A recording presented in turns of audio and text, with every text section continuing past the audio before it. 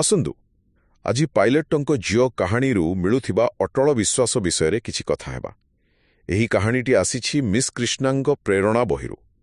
ଆଉ କାହାଣୀଟି ଏକ ଏମିତି ବିମାନ ଯାତ୍ରାର ଯେଉଁଠି ପାଗ ବହୁତ ଖରାପ ଥିଲା। ଏଇଠି ଆମେ ଦେଖିବା କେମିତି ଗୋଟେ ଛୋଟ ଝିଅର ଶାନ୍ତ ସ୍ୱଭାବ ଭିତରେ ବିଶ୍ୱାସର ପ୍ରକୃତ ମାନେ ଲୁଚି ରହିଥିଲା। ଏଥିରୁ ଆମେ ତିନୋଟି ମୁଖ୍ୟ କଥା ଶିଖିପାରିବା। ତେବେ ପ୍ରଥମ କଥା ହେଉଛି ଭୟ ଆଉ ସାହସ ଭିତରେ ଥିବା ଫରକ। ଆପଣ ଭାବି ଦେଖନ୍ତୁ ଟିକେ, ବିମାନଟା ଝଡ଼ରେ ଏପଟ ସେପଟ ହେଉଛି। ବଡ଼ ବଡ଼ ଲୋକମାନେ ଡରରେ ପାଟି କରୁଛନ୍ତି, ପ୍ରାର୍ଥନା କରୁଛନ୍ତି, ଆଉ ସେଇଠି ଗୋଟେ 8 ବର୍ଷର ଝିଅ ଏକଦମ ଶାନ୍ତ ହୋଇ ବସିଛି। କେତେ ବଡ଼ କଥା ନୁହେଁ କି?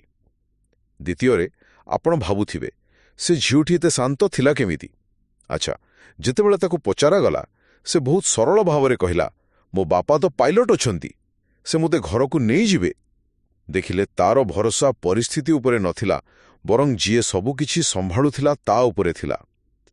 ଆଉ ଶେଷରେ ଏହି କାହାଣୀଟି ଆମ ନିଜ ଜୀବନ ପାଇଁ ଗୋଟେ ବହୁତ ବଡ଼ ଶିକ୍ଷା ଦିଏ।